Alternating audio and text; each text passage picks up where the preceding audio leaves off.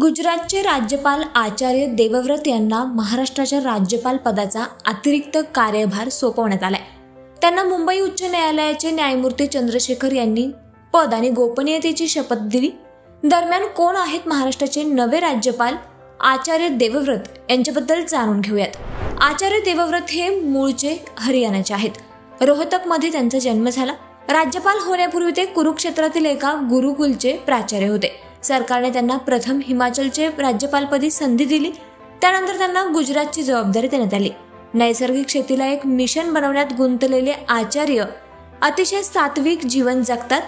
त्यांच्या पुढाकाराने गुजरातमधील हलोल येथे देशातील पहिलं नैसर्गिक कृषी विद्यापीठ देखील सुरू झाले।